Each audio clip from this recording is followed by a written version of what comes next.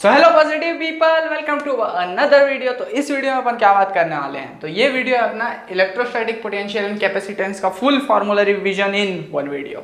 अगर तुम लोग अभी ये वीडियो देख रहे हो तो मोस्ट प्रोबेबली तुम लोग ट्रबल में होगे, क्योंकि तुम्हारा एग्जाम आने वाला होगा।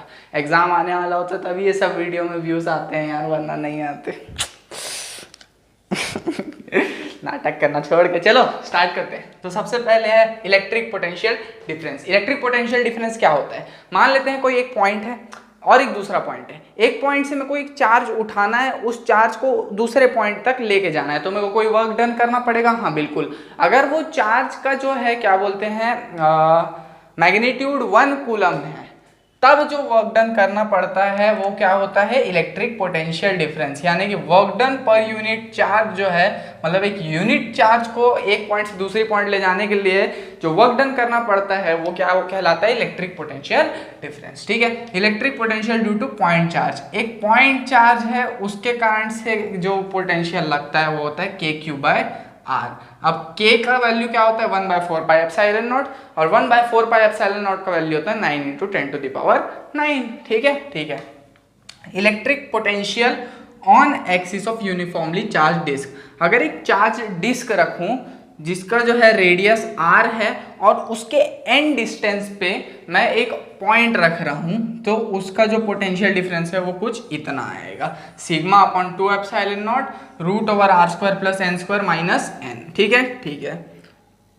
और उसके सेंटर पे जो पोटेंशियल होगा, मतलब अभी अपन एंड डिस्टेंस तक ले गए, अब एंड डिस्टेंस पे ना रख के उस चार्ज डिस्क के सेंटर पे रखेंगे तो पोटेंशियल होगा σr/2ε0। ठीक है, बिल्कुल ठीक है। Electric potential on axis of dipole. अगर एक डाइपोल है, उसके एक्सिस पे रखेंगे r डिस्टेंस पे सेंटर से, तो पोटेंशियल क्या आएगा, kp/r²। ठीक है, p क्या है, इलेक्ट्रिक पोटेंशियल डिफरेंस, जो जिसका वैल्यू होता है 2q × l। अब electric potential on equatorial point. वहीं इक्वेटोरियल पॉइंट पे जो पोटेंशियल होता है वो क्या होता है, 0। इक्वेटोरियल पॉइंट बोले तो इस सेंटर के परपेंडिकुलरली यहाँ पे कहीं पे। ठीक है, अगर किसी भी एक जनरल पॉइंट पे है जो कि r डिस्टेंस पे और थीटा एंगल पे है, तो पोटेंशियल क्या होगा, kp cos θ/r² होगा। ठीक है, अगर इलेक्ट्रिक फील्ड यूनिफॉर्म है, यूनिफॉर्म बोले तो सारे जो इलेक्ट्रिक फील्ड लाइन्स हैं उनका मैग्नीट्यूड सेम है और अच्छे से एक लाइन में चल रहे हैं उन लोग, तब क्या होगा, मेरा जो डेल्टा v का वैल्यू होगा वो -E.r होगा। ठीक है, लेकिन अगर नॉन यूनिफॉर्म है, नॉन यूनिफॉर्म मतलब एक लाइन ऐसे चल रहा है, दूसरा लाइन ऐसे चल रहा है, भले ही वो एक दूसरे को क्रॉस नहीं कर रहे, लेकिन दोनों लाइंस के बीच का जो डिस्टेंस है वो सिमिलर नहीं है टाइम के साथ, तो उस समय में नॉन यूनिफॉर्म के टर्म्स में डेल्टा वी की जो वैल्यू होगी वो इंटीग्रेशन ऑफ डी वी होगी, यानी कि -(E.t)। ठीक है, तो मतलब यहाँ से ये पता चला कि D V is equal to -(E.dr) होगा, बिल्कुल होगा।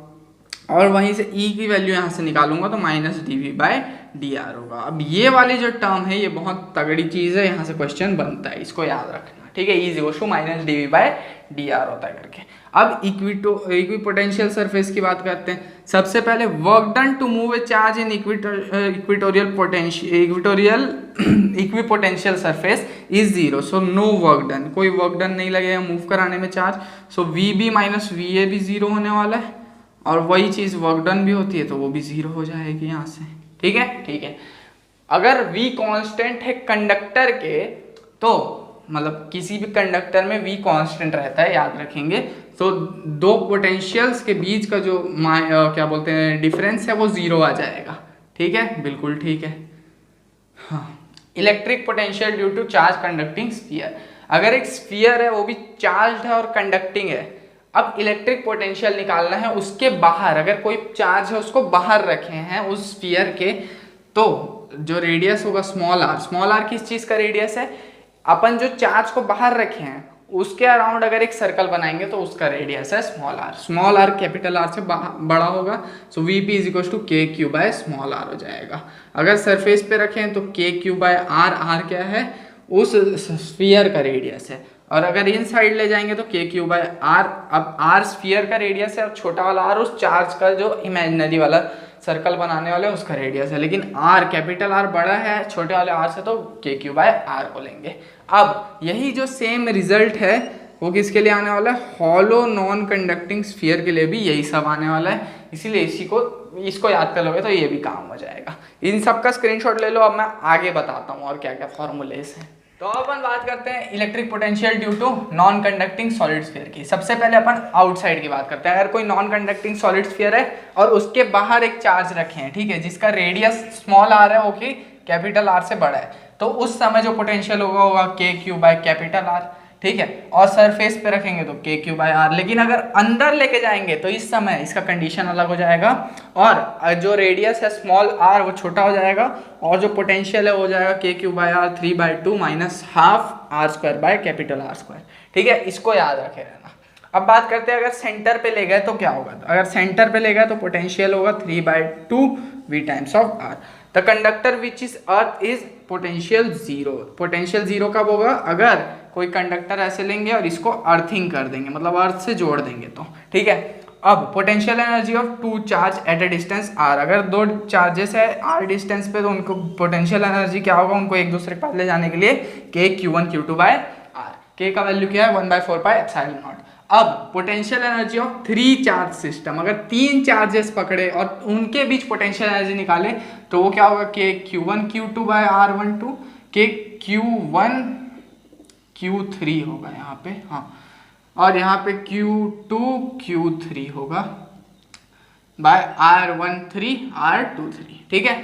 और U और V के बीच में जो रिलेशन होता है वो होता है Q इंटू वी, और अगर डेल्टा लगाएंगे तो delta U is equal to Q delta V। अगर potential energy of dipole in electric field निकालना है तो ये हो जाएगा delta U is equal to minus PE cos theta 2 minus cos theta 1।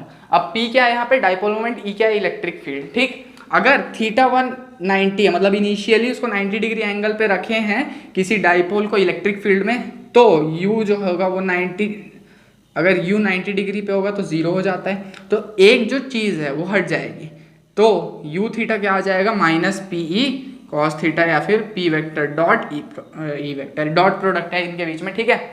अब मिनिमम जो इसकी वैल्यू होगी वो 0 नहीं होगी, नेगेटिव में होगी, that is minus of PE, और मैक्सिमम वैल्यू क्या होगा PE। P क्या है dipole moment, E electric field. अब कैपेसिटेंस क्या होता है, तो कैपेसिटेंस एक एबिलिटी होती है जिससे कोई भी पैरेलल प्लेट कैपेसिटर या स्फेरिकल वाला कैपेसिटर अपने अंदर चार्ज स्टोर करके रखता है, तो उस कैपेसिटेंस का जो वैल्यू होता है वो क्या होता है Q/V।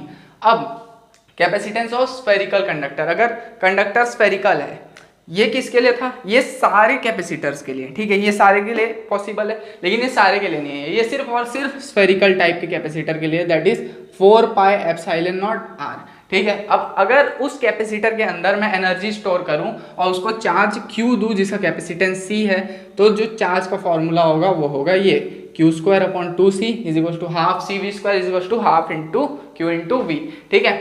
अब बात करते हैं capacitance for parallel plate capacitor. अगर दो प्लेट्स लिए हैं और उनके बीच में अगर कैपेसिटर टाइप का है तो क्या होगा, capacitance C is equal to A epsilon naught by D। अब D क्या है, ये दो कैपेसिटर्स के बीच का डिस्टेंस एप्सिलॉन नॉट परमिटिविटी, और A क्या है एरिया, ठीक। Energy in parallel plate capacitor, energy लगभग दोनों की सेम रहती है, अगर स्फेरिकल में लूँ तो भी और अगर पैरेलल प्लेट में लूँ तो भी, ये और ये सेम है, ठीक है। Energy density of electric field, energy density क्या होता है, एनर्जी पर यूनिट वॉल्यूम, ठीक है। तो पर यूनिट वॉल्यूम करूंगा तो Q is equal to A epsilon naught E आ जाएगा, ठीक है। ये Q को नहीं, इसको स्मॉल u से डिनोट करते हैं, ठीक। Force between two parallel plate capacitor जो कि हो जाता है Q²/2 एप्सिलॉन नॉट A। अब आगे के फॉर्मूलास रिवाइज करते हैं, इतने का स्क्रीनशॉट ले लो तुम लोग। सो अपन देखते हैं आगे कैपेसिटेंस के बारे में, ठीक है। तो कैपेसिटेंस ऑफ स्फेरिकल कैपेसिटर क्या होता है, C is equal to 4 pi epsilon naught AB/B-A। A क्या है, अगर एक स्फेरिकल कैपेसिटर बनाऊंगा और उसका दो रेडियस रहता है, तो एक रेडियस रहता है A, दूसरा रेडियस रहता है B, ठीक है। अब कैपेसिटेंस ऑफ सिलेंडर, सिलेंडर में भी वही सेम, जो दो रेडियस रहते हैं उसके A और B वो, ठीक है। तो इसका जो होता है वो होता है 2 pi epsilon naught L by log B by A, ठीक है।